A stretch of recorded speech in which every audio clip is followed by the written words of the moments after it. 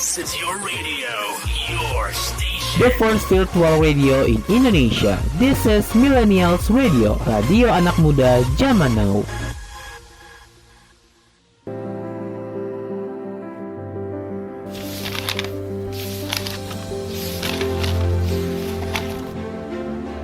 Saatnya baca buku baru untuk nambah wawasan kamu di Books Corner bersama Asyafa Umayyah.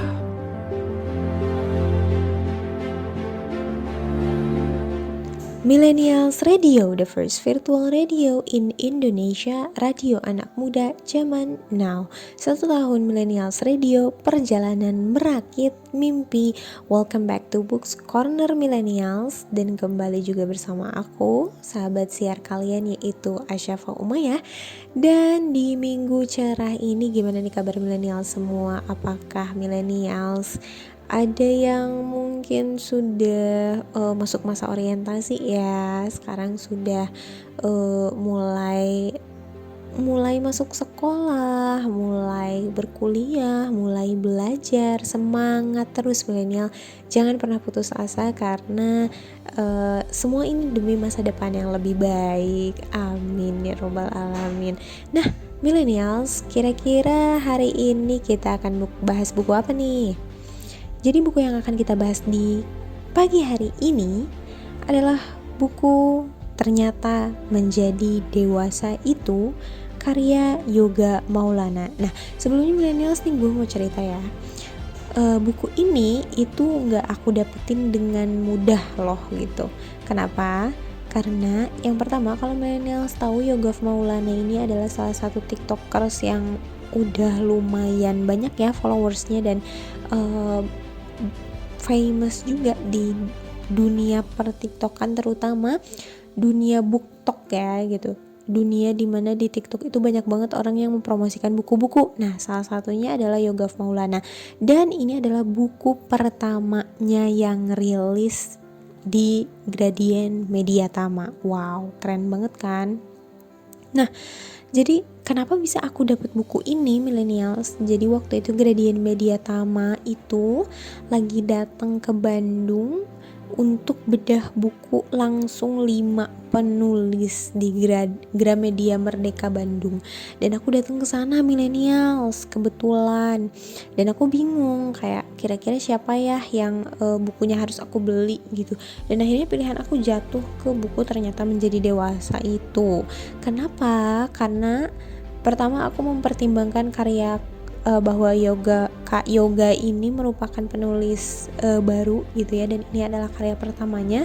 Pasti semua orang bertanya gimana cara tulisannya, gimana bahasanya, gimana keunikan dari tulisannya, dan akhirnya ya gue dapet gitu. Keren banget kan? Makanya ketika bedah buku gue dapet tanda tangannya dan juga foto bareng. Ya ampun seneng banget ya millennials kalau ketemu penulis tuh kayak excited gitu.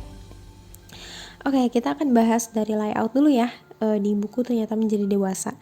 Nah kalau millennials ingin tahu visual dari Ternyata Menjadi Dewasa, itu menurut aku complicated untuk dijelasin. Kenapa? Karena kalau di cover pertama itu kalian bisa melihat ada kayak apa ya, lukisan, bukan seperti lukisan gitu, seorang laki-laki ya belum terlalu tua tapi tidak muda, udah nggak muda juga gitu, laki dewasa yang dia lagi tidur, yang posisinya rebahan tapi nggak telentang gitu, tapi menghadap ke kiri sambil menutup mata. Itu kayak wah, ini bisa diinterpretasikan ke berbagai hal nih, dan aku juga nggak berani menginterpretasikan bahwa oh ini adalah laki-laki yang lagi sedih, yang lagi gimana, karena ya hanya pemilik lukisan lah yang bisa menginterpretasikan 100% dengan benar gitu. Lalu di belakangnya ada hutan, gambar hutan, lalu ada gambar api, lalu ada juga bentuk rumah, dan ada juga bentuk lukisan berbingkai gitu, lukisan nyata wah ini complicated banget sih millennials, dan aku penasaran banget kira-kira isinya kayak gimana ya. Memang covernya polos ya, putih, cuman yang berwarna itu hanya gambar-gambar yang tadi aku sebutin aja, dan itu tuh nggak memakan tempat banyak gitu. Penasaran gak millennials kira-kira isinya apa? Jangan kemana-mana, tetap di Millennials Radio, the first virtual radio in Indonesia, radio anak muda zaman now. 1 tahun Millennials Radio, perjalanan merakit mimpi. Asyafa Umayyah di Box Corner Millennials Radio. Millennials Radio, the first virtual radio in Indonesia, radio anak muda zaman now. 1 tahun Millennials Radio, perjalanan merakit mimpi. Welcome back to Books Corner, dan kita sekarang akan membahas isi dari buku Ternyata Menjadi Dewasa itu. Sebenarnya ada subjudulnya ya, di bawahnya agak kecil. Ini tulisannya adalah untuk kamu yang semakin lelah dipaksa oleh keadaan. Ya ampun. Oke, kita langsung bahas aja ya dari bab pertama di buku ini.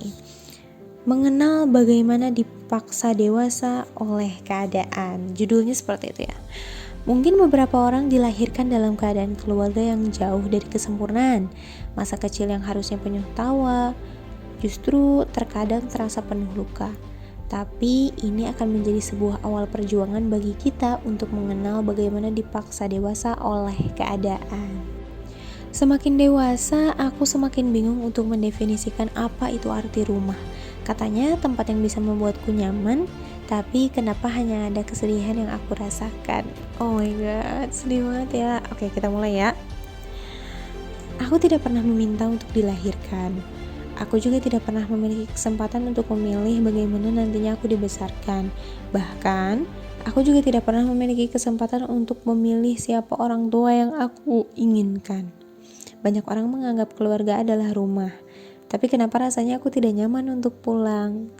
Aku terus tumbuh dalam diam, semakin fasih menahan luka, menyimpan ribuan cerita tentang susahnya menjalani kehidupan sebagai anak yang memiliki orang tua seperti mereka. Pada akhirnya, aku menyadari satu hal. Terkadang beberapa luka datang dari orang yang paling dekat, bahkan memiliki hubungan satu darah yang katanya saling sayang. Tidak ada yang baik-baik aja dengan orang tua yang mudah marah. Tidak ada yang baik-baik aja dengan kehilangan kasih sayang karena kesibukan orang tua. Tidak ada yang baik-baik aja dengan pertengkaran di depan mata hanya karena perbedaan pendapat. Aku tahu pada beberapa momen, akhirnya teman menggantikan posisi keluarga, tapi tidak munafik. Aku juga merindukan makna sebenarnya apa itu keluarga. Sejak aku berani berdebat, kini ada label baru yang aku dapatkan, yaitu anak nakal. Padahal ini adalah bentuk pelarian atas kekecewaan dari luka yang diberikan orang tua, serta sebagian luka dari luar yang tidak pernah orang tua dengarkan. Luka dari luar yang membuat aku kepayahan dalam pergaulan, mencari validasi dan sibuk menjadi orang lain hanya untuk membeli sebuah pertemanan. Jiwaku terasa sangat lelah. Ketika di rumah, aku harus bertemu banyak luka dan berpura-pura bahagia di luar sana. Tidak ada yang mau menjadi air ketika saling menjadi api. Sibuk menyulut emosi hingga semuanya terasa semakin perih. Dulu, ayah dengan ambisinya ingin menjadikan aku sebagai atlet renang. Saat aku masih kelas 6, sepulang dari sekolah, aku harus mengambil kursus renang. Setelah berjalan selama 4 bulan, aku malah terkena tifus akut. Kondisi fisikku tidak sekuat itu untuk menompang ambisi ayah yang mulai berlebihan. Ayah hanya diam melihat aku yang terbaring di rumah sakit berminggu-minggu dan tidak bisa melanjutkan kursus renang. Raut mukanya tidak bisa menyembunyikan bentuk kecewa kepada anak semata wayangnya ini. Sejak hari itu hubunganku dengan ayah semakin menjauh. Ibu hanya bisa tunduk dan memilih untuk banyak diam, masih kewalahan untuk membagi porsi kasih sayangnya antara suami dan anak. Justru ibu memintaku untuk menerima perlakuan ayahku karena bagaimanapun dia tetaplah ayah kandungku. Dalam hati kecilku begitu ingin membanggakan orang tua, terutama ayahku. Ketika aku memasuki sekolah menengah pertama, aku memutuskan untuk bergabung dengan ekstrakurikuler teater. Aku tidak bisa membohongi diri sendiri bahwa rasa cintaku dalam dunia seni sungguh besar. Aku begitu hidup dengan melakukan kegiatan seni peran atau ketika mendapat tanggung jawab sebagai pembaca puisi untuk banyak perlombaan. Menjadi pemenang dalam setiap perlombaan membuat sebagian mimpi kecilku jadi nyata. Tapi sayangnya, ayah tidak pernah hadir untuk menerima piala. Begitu pula ibu yang harus bekerja dan tidak bisa membagi sedikit pun waktunya untuk foto bersama di panggung ketika aku menjadi pemenang. Ayah tidak bisa mencintai aku sebagai seniman. Baginya, seni adalah suatu yang tidak dapat menjadi pegangan, bahkan terkesan tidak dapat menjamin sebuah kehidupan. Aku semakin jauh dengannya, bahkan ayah tidak pernah datang dalam setiap wisuda sekolah yang seharusnya bisa menjadi salah satu momen terbaik untuk bisa foto bersama keluarga. Aku tumbuh menjadi semakin dewasa, amarah begitu matang untuk semakin berani melawan pendapat-pendapat yang mulai tidak masuk akal untuk aku terima sebagai anak. Saat itu, setelah wisuda sekolah menengah pertama, ada masalah antara ayah dan aku yang tidak bisa dengan mudahnya kami selesaikan. Ibu pun tidak bisa menjadi penengah yang baik. Pada akhirnya aku berani melawan ayah dengan ucapan yang tidak sepantasnya anak lontarkan kepada orang tuanya. Keadaan semakin buruk, hingga ibu setuju untuk membiarkanku melanjutkan sekolah menengah atas di luar kota. Saat itu aku masih berusia 15 tahun. Menjadi anak kos di kota Bandung ternyata sungguh tidak mudah. Aku harus beradaptasi dengan budaya Sunda dan lingkungan baru yang cukup membuat aku culture shock. Meskipun begitu, momen ini cukup menyenangkan. Aku bebas berekspresi tentang apa yang sebenarnya aku inginkan, bergaul dengan orang-orang dari banyak kalangan, dan bisa bebas tanpa kendali dari orang tua karena jarak yang begitu jauh. Tetapi ada kesedihan yang pasti, kesedihan yang tidak bisa aku ceritakan kepada teman-temanku bahwa aku pindah hanya karena menghindari perdebatan antara aku dan ayah kandungku. Hatiku begitu nelangsa. Akalku sampai tidak habis pikir kenapa harus jadi seperti ini. Anak satu-satunya ini harus menjalani kehidupan yang begitu keras di kota orang. Ayah sama sekali tidak pernah menjengukku selama aku sekolah di Bandung. Hanya ibu yang mengunjungiku 1 tahun sekali. Ibu tidak bisa membohongi dirinya bahwa dia juga sangat bingung dengan kondisi saat itu. Berkali-kali aku memohon kepada ibu untuk bisa bercerai dengan ayah. Tetapi ibu selalu berkata, tidak ada alasan yang kuat untuk diajukan ke pengadilan untuk proses cerai. Selama lulus SMA, aku pun akhirnya kembali ke kota kelahiranku. Aku pikir semua sudah berubah, ternyata masih sama saja. Justru ayah semakin marah dan mengungkit kepindahanku ke Bandung menghabiskan banyak biaya. Semua benar-benar semakin membuat aku lelah atas keadaan. Usaha demi usaha yang aku lakukan untuk membuat ayah bisa menghargai kehadiranku ternyata semakin sia-sia. Padahal, dulu ketika aku di Bandung, aku juga berhasil menuai beberapa prestasi dalam bidang seni. Aku hanya ingin ayah bangga melihatku bisa memenangkan perlombaan di kota orang. Impian yang tak selaras dengan kemauan orang tua harus terkubur begitu saja. Aku tak memiliki kuasa untuk memiliki kehidupan yang aku inginkan. Perspektif berbeda yang ayah tetapkan membuat aku semakin hancur dalam diam. Aku yang semakin lelah dengan keadaan memutuskan untuk belajar lebih banyak diam. Namun, ternyata diamku justru membuat aku semakin rugi sendirian. Aku dipaksa melanjutkan perguruan tinggi dengan jurusan kuliah yang tidak aku inginkan. Aku sungguh tidak bisa merasakan kehidupan di dalam mimpi ayah yang ternyata tidak satu arah. Aku memutuskan untuk mengubur seluruh mimpiku untuk menjadi seniman dan menatap realita yang begitu menyakitkan. Aku tidak bisa menerima keadaan yang harus aku hadapi sekarang. Pura-puraku membuat mentalku hancur secara perlahan. Terlalu banyak cerita yang aku rangkai dengan indah tentang kebahagiaan hidup bersama keluarga yang sebenarnya malah terasa begitu memilukan. Aku selalu berusaha menjadi pendengar agar teman-teman sekelilingku tidak merasakan lukanya sendirian seperti aku. Tapi justru aku semakin fasih dalam memendam cerita tanpa dapat mengungkapkan apa sesungguhnya masalah yang aku hadapi sekarang. Wah, millennials, jujur gue sendiri baca beberapa ini tuh langsung ngerasa, berat banget ternyata.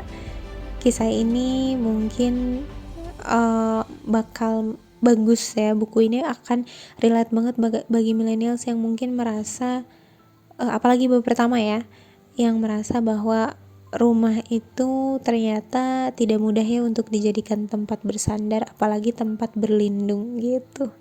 Oke millennials, kita akan lanjutkan dan jeda terlebih dahulu. Jangan kemana-mana, tetap di Millennials Radio, the first virtual radio in Indonesia, radio anak muda zaman now. 1 tahun Millennials Radio, perjalanan merakit mimpi. Asyafa Umayyah di Books Corner. Millennials Radio, the first virtual radio in Indonesia, radio anak muda zaman now. 1 tahun Millennials Radio, perjalanan merakit mimpi. Oke, kita akan lanjut terlebih dahulu ya. Di bab 1 ini ternyata belum beres, Besti, gitu. Oke, setelah melewati 2 tahun masa perkuliahan, mentalku semakin hancur berantakan. Aku tidak bisa mengendalikan perubahan perasaanku yang sangat ekstrim. Waktu tidurku yang semakin berkurang menjadi 2 jam dalam sehari, hingga aku bersama salah satu kawan dari luar kampus yang menyarankanku agar menemui psikiater yang menggunakan layanan kampus. Setelah lewat serentetan perjalanan yang cukup panjang, akhirnya aku divonis mengidap bipolar active disorder. Tidak mungkin rasanya aku memberitahu orang tua kala itu. Aku hanya menyimpan kisahku dengan beberapa teman dekatku. Mungkin dulu aku salah karena terlalu menggantungkan banyak cerita dan menjadikan teman-teman dekatku sebagai tempatku berpulang, hingga kemudian mereka mulai memiliki masalah kehidupannya masing-masing yang semakin merasa kesepian dan semakin hancur berantakan. Dengan sadar, aku mulai tidak bisa mematuhi aturan pengobatan yang sudah diberikan. Rasa keinginan untuk mengakhiri hidup semakin besar untuk aku lakukan. Hal itu menyebabkan psikiaterku khawatir hingga menghubungi pihak fakultas tempatku belajar untuk membiarkanku mengambil cuti dan kembali pulang ke kedua orang tuaku. Setelah kembali pulang, kondisiku semakin memburuk dengan ayah yang tidak bisa menemani atau menerima keadaanku sekarang. Kami semakin berdebat dengan kondisi rumah yang lebih panas dari biasanya. Pertengkaran demi pertengkaran yang tidak mengenal jeda membuat aku semakin berdiri di puncak amarah yang tidak bisa aku kendalikan. Aku enggan untuk mengalah. Aku sudah melewati banyak kejadian buruk di masa lalu yang aku pendam sendirian. Aku merasa tidak pantas untuk disakiti lagi. Terlebih, justru aku yang harus menanggung semua rasa sakit sendirian hingga mengalami gangguan kesehatan mental. Aku mengesampingkan gangguan mental yang aku alami sekarang, mencari kehidupan di luar rumah bersama para remaja yang sibuk melawan dunia, tak mengenal waktu dan perlahan-lahan lupa bahwa aku masih punya rumah. Aku selalu pulang menjelang pagi, kembali ke kamar dan mengunci pintu rapat-rapat, kemudian kembali keluar ketika matahari mulai terbenam. Begitu setiap harinya. Aku kehilangan rumahku, aku juga kehilangan diriku. Aku cukup sadar bahwa sekarang aku mulai masuk dalam pergaulan yang kurang benar. Pelampiasan yang aku lakukan ternyata membuat hidupku semakin hancur berantakan, berteman dengan kebahagiaan sesaat yang sama sekali tidak memiliki ketenangan. Rasa benciku kepada dunia semakin besar, layaknya aku membenci ayahku dengan sangat. Keluarga besar ibuku mulai ikut campur tanpa mau mendengar sudut pandangku. Kini aku semakin dianggap sebagai anak tidak tahu aturan, terlalu liar untuk manusia, dan tidak memiliki masa depan yang cukup cerah. Bagaimana cara dan tutur kata mereka yang cukup tajam semakin parang, semakin membuat hatiku terluka. Semakin mampu mereka untuk menasihati tanpa bisa mendampingi, dan terlalu ahli dalam menyalahkan diriku tanpa mau tahu cerita di balik kejadian ini. Setiap hari raya, aku hanya menjadi seonggok daging yang dibiarkan membangkai di sudut ruangan tanpa mau ada yang berinteraksi denganku. Bagi mereka, aku hanyalah pendosa yang tidak memiliki kesempatan untuk berubah. Pendosa yang tidak pantas untuk mendapatkan kebaikan di sekitarnya, termasuk keluarga. Tapi ibu dengan keadaan sederhananya selalu berusaha untuk menenangkanku, tanpa berhenti mengingatkanku untuk terus melanjutkan pengobatan. Bagi ibu, hanya psikiater baruku di sini yang mampu menjadi tempatku berpulang untuk sementara. Waktu berlalu dan ayah tiba-tiba terbaring di rumah sakit. Kanker menggerogoti raganya yang mulai menua sejak hari itu. Sejak hari itu aku menyadari bahwa aku telah melewati banyak hal bersama ayah.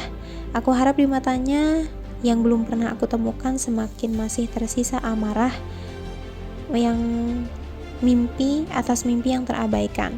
Masih terasa perih atas perkataan yang sering menyayat hati. Dan akhirnya aku dihapit oleh dua pilihan, berdamai atau memilih untuk pergi dan menjalani kehidupan di luar sana. Ada banyak pertimbangan yang tak karuan bercampur dengan emosi di masa lalu. Begitu rajinnya aku mengingat luka demi luka ketimbang mengingat hal baik yang sudah orang tua berikan. Aku berterus terang di hadapan Tuhan bahwa masalah keluarga begitu merumitkan. Aku tak siap mengalah, sedangkan keadaan menuntutku untuk bisa menerima. Aku tak siap terluka sebab banyak masalah yang tidak berhasil diselesaikan. Keadaan ayah semakin buruk. Ayah sungguh membutuhkan pertolongan di masa kritisnya. Aku memutuskan untuk merawat ayah karena aku sudah kehilangan banyak momen selayaknya seorang anak yang bisa tumbuh dan utuh bersama orang tuanya. Kami bertiga sudah terlalu jauh untuk berjalan sehingga benar-benar saling butuh, sekalipun memang harus keadaan yang harus menjadikan kami bersatu. 6 bulan kemudian ayahku pergi untuk selama-lamanya. Tapi aku cukup bersyukur. Pada akhirnya selama belasan tahun aku hidup, aku bisa merasakan bagaimana rasanya berfoto keluarga, makan bersama, hingga berbicara dengan ayah dan mengenalnya lebih dalam. Aku tidak pernah menyesal memutuskan untuk tidak bertahan kepada egoku. Itu dia bab 1 millennials. Ternyata Yonggaf Maulana ini menceritakan kisah pribadinya di sini tentang perjalanannya mulai dari meraih mimpi, lalu kemudian memiliki kerenggangan dengan sosok ayah dalam hidupnya, lalu mengalami fase denial sehingga akhirnya pada titik terendah di mana dia divonis atau didiagnosa mengidap bipolar disorder, dan dia harus kembali ke rumah dan menerima kenyataan pahit bahwa dia dan keluarganya semakin renggang dan hubungannya semakin buruk. Tapi dibalik semua itu gue sendiri ya millennials melihat bahwa di akhir bab 1 ini dia sudah menaruh happy ending di situ, dan ternyata happy endingnya tidak seperti yang aku bayangkan ya millennials gitu, bahwa di akhirnya dia akhirnya bisa memecahkan kerenggangan bersama ayahnya itu dan mengenal ayahnya lebih dalam. Kemudian meskipun ayahnya sudah pergi, tapi dia tidak menyesal bahwa di akhir-akhir hidupnya beliau dia bisa dekat lalu mengetahui ayahnya lebih dalam. Ya ampun millennials, ini kalau millennials baca, millennials mungkin pasti ada yang nangis gitu, karena kalau udah relate, wah, buku itu sejelek apapun bakal jadi bagus kalau relate sih. Kalau mengerti keadaan kita, kalau tahu keadaan kita dan juga sama kondisinya dengan kita, buku yang layoutnya sekurang apapun bisa bakal jadi bagus. Oke millennials, gimana nih? Kira-kira lanjut ke bab 2 gak ya? Kalau mau lanjut, jangan kemana-mana ya millennials. Tetap di Millennials Radio, the first virtual radio in Indonesia, radio anak muda zaman now. 1 tahun Millennials Radio, perjalanan merakit mimpi. Asyafa Umayyah di Books Corner Millennials Radio. Millennials, buat kamu yang suka baca buku, pasti pengen tahu dong buku apa sih yang recommended buat kamu baca? Nih dengerin nih ulasannya Asyafa Umayyah seperti ini. Jadi judulnya adalah Tak Masalah Menjadi Orang Introvert. Buku ini merupakan di international first bestseller menurut Financial Times dan ditulis juga oleh Sylvia Lohken yang merupakan seorang trainer kaum pendiam seperti introvert untuk meraih kesuksesan dalam dunia kerja, keluarga, juga dunia sosial seperti persahabatan. Kira-kira ngebahas apa aja sih buku ini? Oke, kita akan bahas pertama dari layout secara garis besar. Dari desainnya sendiri minimalis banget sobat millennials, karena warnanya tidak terlalu mencolok. Jadi memang merepresentasikan introvert tuh sebenarnya kayak gimana sih ya? Simple, gak pernah ngomong kan, selalu diem. Dan desain dari buku ini pun memang sangat-sangat simple. Tidak ada yang namanya gambar-gambar mencolok, gambar-gambar yang terlalu wow, atau warna-warna yang memang terlalu menarik perhatian, karena introvert biasanya gitu kan, nggak mau menarik perhatian. Iya nggak millennials? Pengen dapat rekomendasi buku yang seru buat dibaca? Makanya yuk dengerin ulasan buku paling seru ala Asyafa Umayyah di Books Corner setiap Sabtu pukul 12 siang waktu Indonesia Barat, 13 waktu Indonesia Tengah, serta 14 waktu Indonesia Timur cuma di Millennials Radio. Tips aku pertama kali merantau tuh aku berkeyakinan kalau aku tuh sendirian di situ. Jadi aku hanya mengandalkan diri aku sendiri. Even ada teman-teman yang sama-sama dari Palembang di Unpad, tapi kayak ya aku sendiri gitu ujung-ujungnya. Jadi aku berbuat sebanyak mungkin, berbuat baik kepada orang gitu lah, sebanyak mungkin. Kalau bisa nolong orang, ya kita nolong orang gitu kan. Akhir-akhir ini tuh banyak banget I-pop atau musisi Indonesia yang merilis lagu, ada yang comeback, ada yang debut, pokoknya banyak banget deh. Biasanya kalau santai, millennials pada ngapain sih? Kalau gue sendiri, sobat millennials, biasanya gue baca buku. Nah, gue sering banget dikatain kutu buku. Siapa sih millennials di sini yang ngerasain hal yang sama? Suka dibilang kutu buku, terus kita identik dengan nerd, atau kita juga sering dibilang freak karena kayak secinta itu sama buku. Ketinggalan dengerin keseruan siaran Millennials Radio? Gak usah khawatir, sekarang sejumlah program Millennials Radio bisa kamu dengerin ulang kapanpun dan dimanapun via Millennials Radio Podcast yang tersedia di Spotify, Anchor, dan sejumlah platform podcast lainnya. Jadi yuk di follow podcastnya sekarang juga. Millennials Radio Podcast is a part of Millennials Radio, the first virtual radio in Indonesia, radio anak muda zaman now. This is your radio, your station. The first virtual radio in Indonesia. This is Millennials Radio.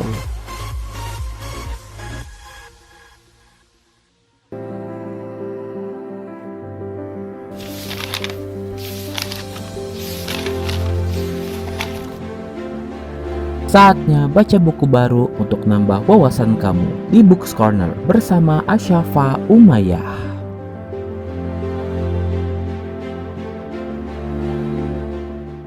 Millennials Radio, the first virtual radio in Indonesia, radio anak muda zaman now. 1 tahun Millennials Radio, perjalanan merakit mimpi.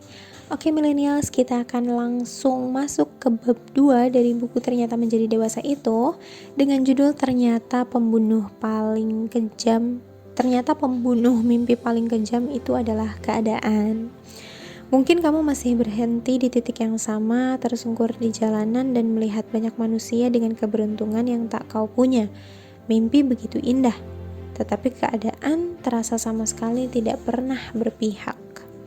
Di luar sana ada sebagian anak yang dilahirkan dengan harapan besar untuk mengubah nasib keluarganya, mengubur sebagian mimpi besarnya demi menjadi tulang punggung keluarga, memilih bekerja dan meninggalkan masa mudanya, memilih membayar listrik dan sekantong beras daripada baju dan sepatu impiannya. Semoga kelak apa yang selama ini sudah mereka korbankan bisa segera terbayangkan dengan keberhasilan di masa depan. Sejak divonis menjadi pengidap bipolar active disorder, pendidikanku menjadi berantakan, dan satu-satunya jalan keluar adalah melepaskan perguruan tinggi yang aku impikan untuk melanjutkan pengobatan kesehatan mental yang perlu aku lakukan. Dari waktu ke waktu, keadaanku semakin membaik, tetapi tiba-tiba ekonomi keluargaku memburuk. Menjelang beberapa minggu usiaku yang akan menginjak umur 20, ibu mendeklarasikan kebangkrutannya. Bisnis yang dijalankan kacau tak tersisa. Partner bisnisnya membawa seluruh uang lari, tabungan habis untuk membayar hutang yang cukup besar, mobil, Vespa Matic, laptop, kamera, bahkan handphone pribadi aku jual hanya untuk menyambung hidup dari hari ke hari. 2 bulan pertama aku dan ibu menghabiskan hanya untuk saling menyalahkan satu sama lain. Keluarga besar dari ibu sama sekali tidak ada yang memberi bantuan. Aku pun tak berani untuk menceritakan ke teman dekatku tentang kondisi hidupku saat itu. Aku masih gengsi untuk mengakui bahwa kini aku jatuh miskin. Sungguh, aku sangat malu saat itu. Setelah melewati masa-masa yang cukup melelahkan, aku berusaha untuk menerima keadaan. Mataku tak kuat membendung air mata ketika ibu untuk pertama kalinya mengeluh jika mulai kesulitan untuk membayar listrik. Ibu dengan perlahan juga berusaha membuat aku mengerti jika kini tidak ada lagi uang untuk membiayai kuliahku. Disitulah ibu memintaku untuk mulai mencari kerja. Aku menghapus sosial media dan sengaja menghilang dari dunia dan memilih untuk berjuang sendirian. Pada akhirnya, aku nekat untuk melamar kerja sebagai office boy pada sebuah instansi karena pada saat itu hanya pekerjaan itulah yang dapat menerimaku dengan cepat karena aku sungguh membutuhkan uang. Seiring berjalan waktu, aku mengambil kerja sampingan sebagai kru wedding organizer. Uang dari kerja sampingan aku gunakan untuk memenuhi kebutuhan diriku, sedangkan gaji dari pekerjaan utama aku gunakan untuk menompang biaya hidup ibu dan diriku. Seiring waktu berjalan, aku memutuskan untuk menghubungi salah satu teman terdekatku. Pada akhirnya aku menceritakan segala keluh kesahku. Aku menangis cukup histeris melihat keadaan hidupku yang sekarang penuh dengan kekurangan. Respon yang aku dapat cukup membuat aku terkejut. Aku pikir dia akan meninggalkanku seperti teman-temanku yang lain. Justru dia menjadi salah satu pahlawan yang membantuku saat itu. Sejak saat itu, sepercik cahaya bantuan mulai datang melalui sahabatku. Meskipun kini aku memiliki teman yang bisa dihitung jari, tapi setidaknya aku tahu mereka adalah orang yang tidak pernah meninggalkanku saat aku jatuh. Sejak aku menceritakan kondisi hidupku kepada sahabat dekatku, aku mulai beralih profesi, menjadi barista dan tetap menjalani freelance sebagai kru wedding organizer.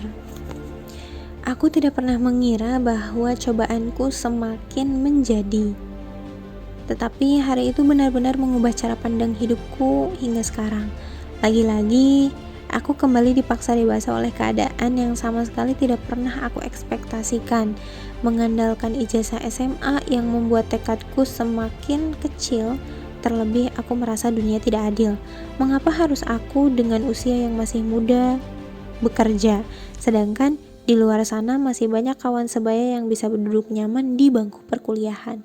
Aku memang tidak bisa mengandalkan satu pekerjaan, sebab itu aku mencari pekerjaan sampingan untuk memenuhi kebutuhan mimpiku. Upah yang diberikan sangat berarti saat itu. Untuk pertama kalinya aku belajar menabung, menyisihkan sebagian uang untuk melanjutkan kuliah yang sempat tertinggal. Merelakan banyak waktu untuk bersenang-senang dan membantu menopang kebutuhan hidup keluarga dari hari ke hari. Kegiatanku setelah bekerja, aku menghabiskan untuk membaca buku, mendengar podcast tentang pengembangan diri, dan menonton YouTube untuk meningkatkan soft skill. Begitu beratnya melakukan hal-hal untuk melawan rasa malas. Tetapi, jika aku terjebak dalam kondisi seperti ini, bagaimana aku bisa merubah takdir? Jika aku benar-benar tidak mau belajar, jika terjebak dalam rasa malas dan terus-terusan membandingkan kehidupanku dengan mereka yang lebih beruntung, maka kehidupanku tidak akan pernah berubah. Meski harus memakan waktu 2 tahun lebih, berkat berpuasa bermain, aku bisa mengambil kursus digital marketing dan membeli gadget untuk kebutuhan membantuku naik tingkat di dalam dunia pekerjaan. Kini aku bekerja sebagai seorang sosial media spesialis di perusahaan swasta dan membuktikan bahwa Tuhan tidak pernah memandang gelar, jabatan, status sosial untuk memberi rezeki pada umatnya. Tepat pada bagian ini, aku ingin berkata, ketika kamu merasa gagal karena orang tuamu tidak lagi mampu memberi kehidupan untuk mimpimu, dan ketika kamu merasa gagal karena semakin hari kamu kalah dengan teman-teman sebayamu, ketika kamu merasa gagal karena kamu tidak memiliki fasilitas lengkap, seperti teman-teman seusiamu, aku mohon, jangan pernah berhenti untuk percaya bahwa kita akan jadi. Jangan pernah berhenti untuk mengejar mimpi yang rasanya begitu tidak mungkin. Di saat orang lain berjalan, mungkin kita harus berlari. Memang rasanya tidak adil, tetapi akan ada orang yang selalu membuat kita merasa kurang jika terus berpatokan kepada kehidupan orang lain yang terlihat lebih megah. Aku tahu begitu sakitnya kehilangan masa muda hanya karena tidak ditakdirkan kita beruntung secara materi. Mungkin pada akhirnya kamu akan berpikir bahwa orang lain lebih beruntung karena memiliki privilege sejak lahir dan memiliki akses orang dalam yang sering membuat kita ragu untuk melangkah. Tapi menurut pengalamanku, membangun pikiran seperti itu semakin membuat hidupku terjebak dalam kata susah. Susah maju, susah melangkah, dan susah untuk berkembang. Selalu melihat orang lain yang kehidupannya lebih beruntung, lebih kaya, dan mudah untuk mendapatkan apa-apa yang sama sekali tidak membantu untuk menyelesaikan masalah. Yang ada, kita semakin terjebak untuk meratapi keadaan tanpa mau berusaha dan melakukan apa-apa. Mungkin ini yang tidak pernah aku ceritakan sejak keluargaku kehilangan masa jaya dan keadaan memaksaku untuk memeriksakan dan merasakan kehidupan yang lebih keras di usia muda. Aku mengubah cara berdoaku dan memperbaiki cara berpikirku. Itu dia Millennials, bab 2 dari buku Ternyata Menjadi Dewasa itu. Jadi terkadang di antara kita pasti ada yang dipaksa dewasa oleh keadaan. Tapi pada akhirnya bukan berarti kita tidak bisa menjadi apa yang kita inginkan hanya karena kita lebih dewasa dan dipaksa dewasa oleh keadaan. Satu hal yang aku dapat dari bab ini sih, bahwa ternyata di balik kesulitan itu ada kemudahan yang Tuhan berikan, yang Tuhan maksudkan, yang Tuhan takdirkan hanya untuk kita seorang. Dan di semua perjalanan kehidupan kita ada satu hal dan satu alasan di balik semua itu kenapa Tuhan akhirnya memilih kita. Gitu Millennials. Kita akan lanjut dan jeda sejenak. Jangan kemana-mana, tetap di Millennials Radio, the first virtual radio in Indonesia, radio anak muda zaman now. 1 tahun Millennials Radio, perjalanan merakit mimpi. Asyafa Umayyah di Books Corner. Millennials Radio, the first virtual radio in Indonesia, radio anak muda zaman now. 1 tahun Millennials Radio, perjalanan merakit mimpi. Oke, kita akan lanjut ke bab selanjutnya nih dari buku Ternyata Menjadi Dewasa itu. Tapi sebelumnya Millennials, aku ingetin lagi, bagi Millennials yang ingin buku-buku menariknya dibahas di segmen Books Corner ini, bisa banget ya kirim DM di Instagram @millennialsradio, atau kirim juga di direct message ke Instagram aku @asapaura. Nanti kita akan bahas bukunya bersama-sama, kita akan ulik bukunya masih bareng-bareng sesuai dengan requestan Millennials semua. Oke, kita akan lanjut ke bab 3, judulnya Ternyata Menjadi Dewasa Itu Tidak Semenyenangkan Yang Aku Pikirkan. Anak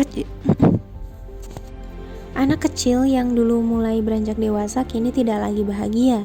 Tanggung jawab di bahunya terlalu berat dirasa, sedangkan penyesalan akan keinginannya dulu agar cepat menjadi seseorang yang dewasa runtuh bersama kenyataan pahit yang dihadapinya sekarang. Ternyata semakin dewasa, banyak susahnya daripada bahagianya, banyak tangisnya daripada tawanya. Resah dan gelisah yang kian hari semakin besar, seakan enggan untuk pergi dan semakin nyaman mengiringi perjalanan hidup yang kian hari semakin berat dirasa. Kita tumbuh dari anak kecil yang hanya ingin segera menjadi dewasa, dan ketika dewasa kita ingin untuk kembali menjadi anak kecil. Sebab kehidupan yang semakin hari lebih banyak sedihnya daripada bahagianya. Aku pikir setelah menjadi dewasa semuanya bakal baik-baik aja. Tapi ternyata semuanya semakin terasa membingungkan. Aku pikir setelah memiliki penghasilan sendiri, aku bisa sepenuhnya menyenangkan diri sendiri. Tapi kenyataannya beban hidup yang semakin bertambah akan memaksaku untuk mengenyampingkan kebahagiaanku sementara. Aku pikir setelah memiliki sahabat-sahabat yang baik, aku tidak perlu takut untuk merasa kesepian. Tapi nyatanya, kesibukan dan mimpi yang tak satu arah merenggut banyak waktu untuk bisa selalu bersama. Aku pikir setelah dewasa aku bisa dengan mudahnya mendapat pasangan, tapi nyatanya enggak. Aku masih aja gagal, entah karena ditinggalkan atau karena meninggalkan. Semakin dewasa entah mengapa sungguh semakin sulit untuk memahami diri sendiri. Kesepian, kecewa, semuanya terasa merenggut kebahagiaan yang pernah ada. Kehidupan yang dulu berwarna sekarang semakin kelabu dan hanya berwarna abu-abu. Kegagalan demi kegagalan menjadi santapan yang setiap hari aku makan. Air mata menjadi pelepas dahaga ketika kehidupan terasa semakin menyiksa. Amarah menjadi sahabat terbaik kalau ekspektasi tidak sesuai dengan realita. Ada terlalu banyak luka yang sudah aku pikul sendirian. Aku terlatih untuk berpura-pura bahagia dan menyembunyikan bahwa kehidupanku kini sungguh sengsara. Menjadi anak tunggal yang menanggung banyak beban dari keluarga membuat diriku kepayahan berjalan. Ibu menua bersama harapan yang belum bisa aku wujudkan. Sedangkan aku masih berusaha meyakinkan diri bahwa aku bisa melewati semua ini, meski di kehadapanku kini hanya berisi kegagalan. Setiap hari, aku hanya menjadi seonggok daging yang terbengkalai, diombang-ambingkan keadaan, mencari biaya untuk pekerjaan tanpa sedikit pun memiliki akses untuk berhasil kepada orang dalam, memendam rasa iri karena orang lain sudah mulai berhasil, sedangkan aku masih bekerja serabutan. Sekuat tenaga berusaha untuk mengendalikan segala emosi negatif yang kian hari sering mengunjungi untuk membuat diri semakin ingin menyerah dan juga berhenti. Kini, bagiku menjadi dewasa adalah usaha untuk terus tumbuh yang akan selalu aku perjuangkan. Beban kehidupan yang semakin berat dirasakan, usia orang tua yang semakin menua dan aku belum pernah menjadi apa-apa. Serta pencapaian orang lain yang terlihat begitu indah, sedangkan aku hanya dipeluk kegagalan. Tapi memang begini adanya. Kita bukan lagi anak kecil yang bisa terus-terusan berlari. Ada masalah kehidupan yang terlihat, nyata, dan perlu dihadapi. Berlari sama saja dengan membuka lembaran masalah yang baru tanpa menyelesaikan masalah yang belum berlalu. Dan aku pun menyadari, menjadi dewasa memang tidak semenyenangkan apa yang kita bayangkan. Justru kehidupan sesungguhnya yang baru aja dimulai. Ketika bertanggung jawab semakin berat dan usia semakin bertambah. Melatih kita melalui masalah yang ada agar semakin kuat dalam menghadapi cobaan yang terasa semakin berat. Menjadi dewasa adalah sebuah perjalanan panjang untuk kita selalu senantiasa introspeksi diri, memperbaiki ibadah, memperbaiki kesalahan, terus belajar dan tumbuh sebagai bekal untuk melanjutkan kehidupan. Memang begitulah adanya. Ketika semakin menginjak dewasa, aku semakin mengerti bahwa kita hidup di tengah-tengah ketidakpastian. Kita akan melewati banyak kesedihan, beribu-ribu kebahagiaan, tenggelam dalam kegagalan dan terlahir kembali dengan jiwa yang penuh keikhlasan. Proses menjadi dewasa membuat aku memaknai bahwa aku harus bisa untuk belajar melepaskan rasa kepemilikanku atas apa yang ada di dunia. Sehingga aku tidak perlu takut merasa kehilangan karena Tuhan tahu yang terbaik untuk diriku. Tugasku sebagai manusia hanyalah menerima, berusaha, dan berdoa dalam segala bentuk kehidupan yang sudah digariskan. Karena aku percaya pertarungan yang berat ini akan melahirkan orang hebat di akhir nanti. Itu dia Millennials bab ketiga dari buku Ternyata Menjadi Dewasa itu. Mungkin sekilas milenial bertanya-tanya kenapa sih setiap bab kok pendek-pendek banget gitu. Tapi menurut aku meskipun pendek ya millennials, isi dari babnya itu daging loh. Maksudnya mungkin nggak sebanyak buku-buku fiksi atau mungkin nggak sebanyak bab dari buku-buku yang lain, tapi isinya banyak gitu. Jadi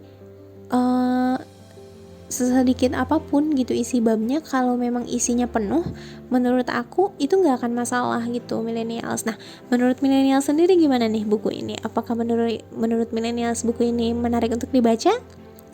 Kalau millennials masih penasaran, mungkin bab selanjutnya kira-kira ada apa? Jangan kemana-mana, tetap di Millennials Radio, the first virtual radio in Indonesia. Radio anak muda zaman now, 1 tahun Millennials Radio, perjalanan merakit mimpi. Asyafa Umayyah di Books Corner Millennials Radio. Millennials, kamu punya barang, usaha, produk, atau jasa yang ingin dipromosikan, tapi kamu masih mencari media yang pas untuk promosi segala produk-produk kamu itu?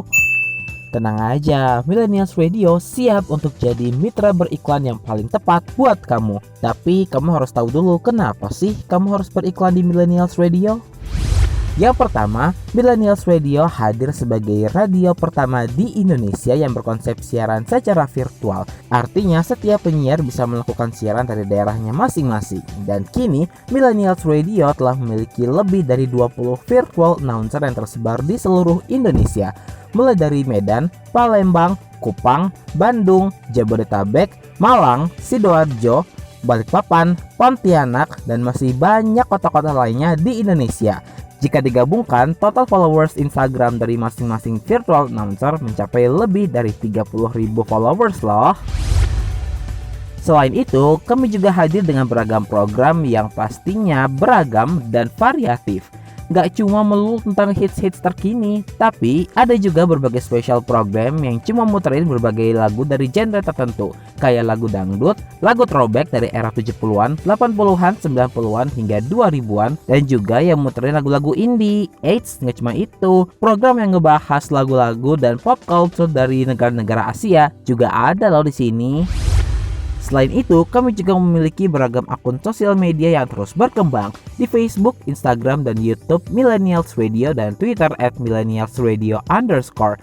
Sehingga dijamin promosi usaha kamu akan semakin tepat. Terus, siapa aja sih yang boleh beriklan di Millennials Radio?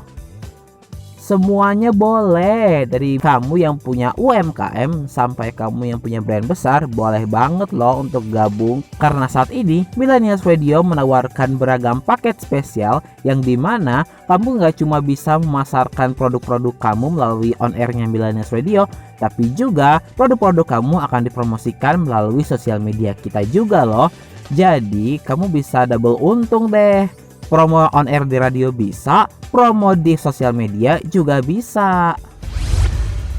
Jadi buat kamu yang pengen beriklan di Millennials Radio, silahkan yuk langsung aja kamu kontak ke email kita di promotion.millennialsradio@gmail.com promotion.millennialsradio@gmail.com. Atau kamu juga bisa langsung WhatsApp kita di 0859 4611 3535 0859 4611 3535. Kita tunggu kamu promosi di Millennials Radio ya. Millennials Radio, the first virtual radio in Indonesia. Radio anak muda zaman now. Eits, buat kamu yang pengen kerja sama kita atau mau jadiin kita media partner atau sponsorship, bisa banget loh. 1 tahun Millennials Radio, perjalanan merakit mimpi.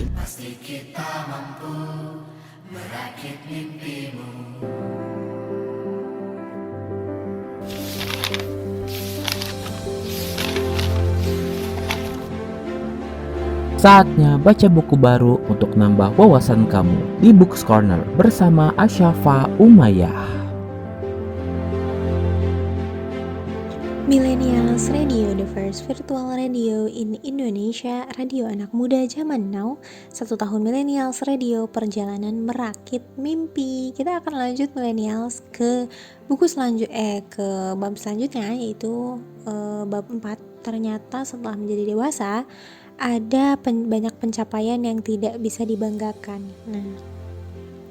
Proses yang kini aku lalui masih membuat orang tua termurung seakan aku tidak memiliki masa depan.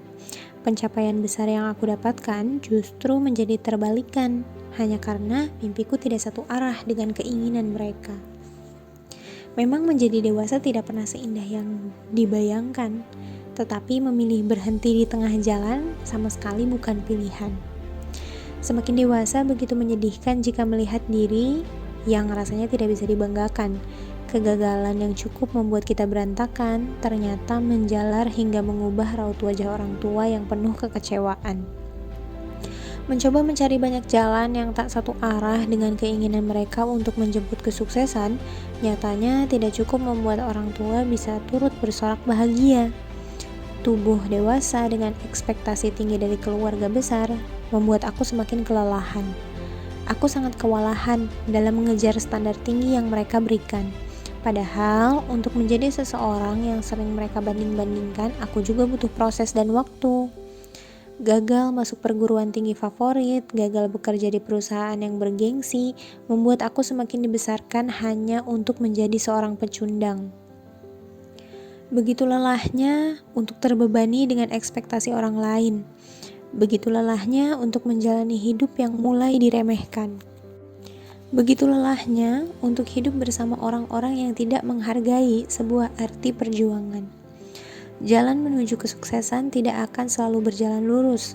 Ada banyak tikungan dan lampu merah yang membuat aku berhenti, sementara aku belum berada di titik yang mereka sebut kehidupan yang mapan. Aku menangis sendiri, dengan rasa iri atas pencapaian orang lain yang rasanya tidak bisa aku miliki, membuat diri ini semakin ingin untuk berhenti. Di saat aku berhasil mendapatkan apa yang selama ini aku usahakan, justru rasanya hanya tidak puas dari keluarga besar yang menyambut pencapaianku. Perihal optimal, nominal, dan angka yang selalu dipermasalahkan membuat segala usaha yang dilakukan semakin terasa sia-sia. Aku kelelahan untuk menerka apa yang sebenarnya harus aku lakukan. Keterbatasan keadaan juga menjadi faktor yang membuat langkahku tak seluas apa yang mereka harapkan. Keluarga besar dan dari ibu hanya bisa mengomentari tanpa mendampingi. Ibu hanya bisa mengomentari tanpa bisa mendampingi. Sedangkan aku harus berjuang sendiri melawan dunia yang bahkan tidak pernah dilihat dari mata kepala mereka sendiri. Batinku sungguh sakit melihat ibu yang harus hidup dengan orang-orang sekitarnya yang hanya sibuk saling membicarakan pencapaian anak-anak mereka. Terlebih, mereka tidak pernah menyadari bahwa garis mulai mereka berada pada garis mulai dengan yang berbeda yang aku lalui. Setiap hari rasanya sungguh begitu menyesakan. Rasanya aku semakin diasingkan hanya karena aku tidak memiliki pencapaian yang sesuai dengan standar mereka. Sejak hari itu aku mulai melepaskan hal-hal yang tidak bisa aku kendalikan. Harapanku sudah tak lagi tentang dunia. Doaku hanya ingin diberi kecukupan, tidak berlebihan dan tidak kekurangan. Jika menjadi sukses mereka adalah ketika aku bisa memiliki rumah besar, rumah mewah, dan harta yang melimpah, rasanya aku tak sanggup mewujudkan semua ekspektasi mereka dengan target umur yang sudah mereka tentukan. Pendidikan dan pekerjaan yang sedang kita kerjakan mungkin tidak bisa membuat mereka bangga. Tapi percayalah, itu hanya sekedar nilai dan gaji dalam angka yang pasti berbeda dengan rezeki yang luasnya tiada batasan untuk berhenti. Begitu banyak hari yang kita lupa untuk saling mengingatkan, untuk bersyukur atas makanan yang selalu cukup tanpa perlu takut kekurangan, untuk bersyukur atas raga yang masih sempurna, untuk melanjutkan hidup dan untuk bersyukur atas segala rezeki yang terkadang tidak harus berbentuk materi. Pak, Bu, maafkan aku jika tidak bisa menjadi apa yang seperti kalian minta. Maafkan aku untuk amarah yang terkadang tak menerima, karena cita-cita hidup yang terkadang tak sejalan dengan kalian. Aku mohon, percayalah perjuangan ini akan membawa aku menjadi besar di akhir hari nanti. Sekalipun penuh liku, aku percaya kepada Tuhan bahwa Tuhan akan menjadikan aku seorang yang bisa dibanggakan, sekalipun itu hanya untuk aku. Itulah ending dari bab 4 Millennials.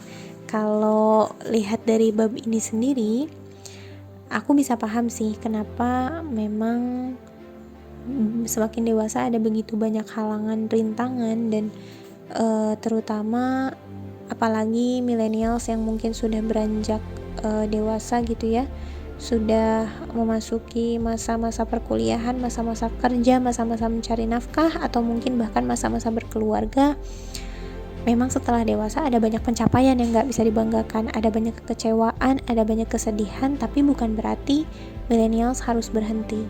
Karena berhenti itu sebenarnya bukan pilihan, tapi berhenti itu merupakan lari dari keadaan, gitu millennials. Jadi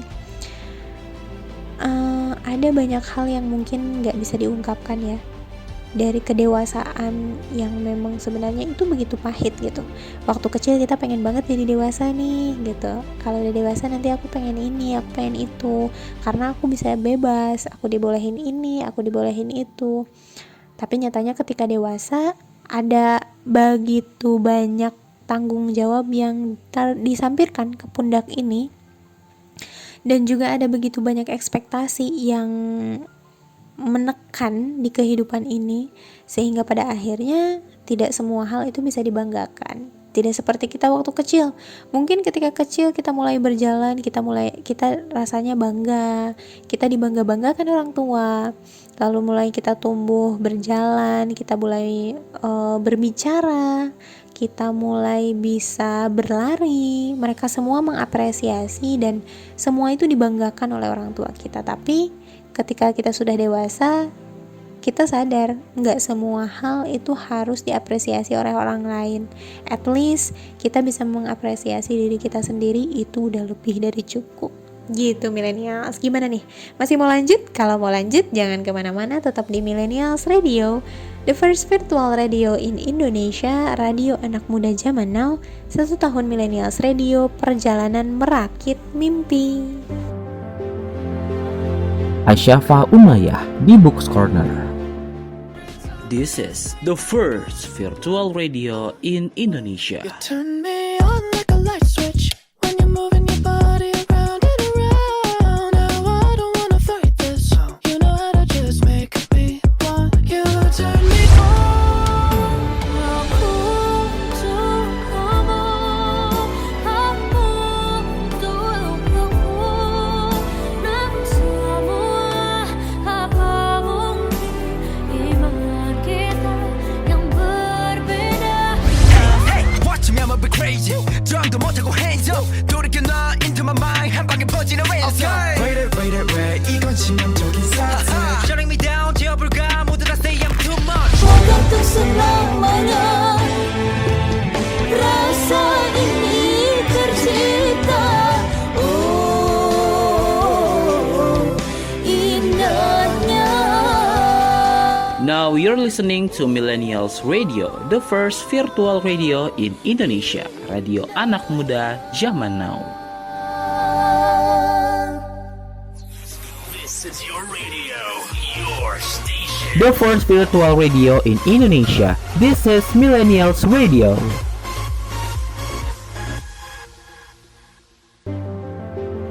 Asyafa Umayyah di Books Corner, Millennials Radio. Millennials Radio, the first virtual radio in Indonesia, radio anak muda zaman now. 1 tahun Millennials Radio, perjalanan merakit mimpi. Nah, Millennials gak kerasa ya, kita udah nyampe di segmen terakhir nih. Tapi jangan sedih Millennials, karena kita sekarang akan membahas konklusi atau keseluruhan dari buku ini. Karena kebetulan aku udah baca ya hampir semuanya. Memang ini adalah buku non-fiksi dan ini adalah seri self-healing. Jadi menurut aku emang karakter tulisan dari Yogaf Maulana ini karakter tulisan yang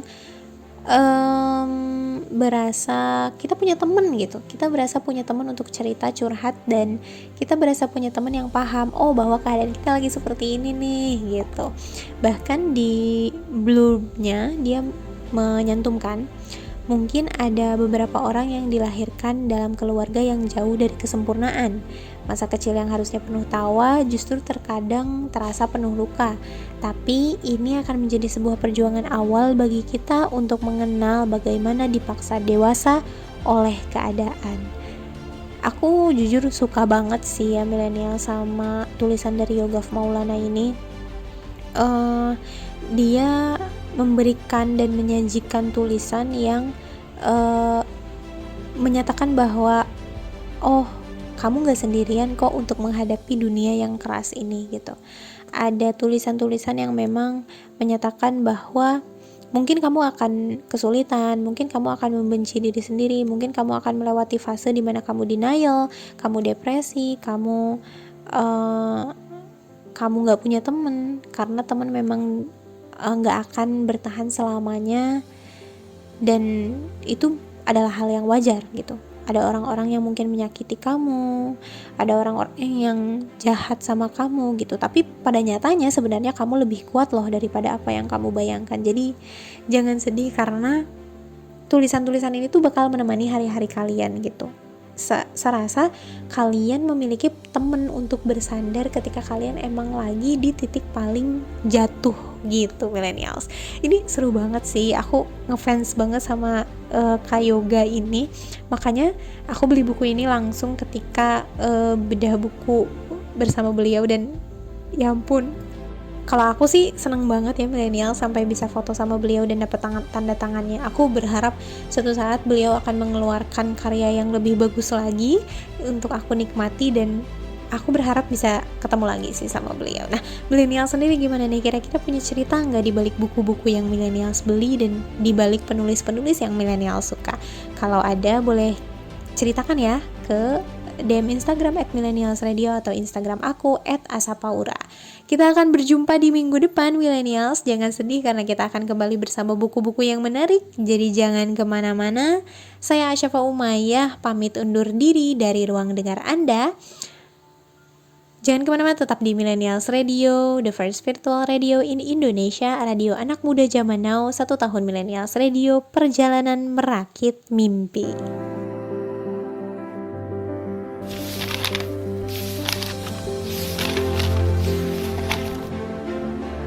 Saatnya baca buku baru untuk nambah wawasan kamu di Books Corner bersama Asyafa Umayyah.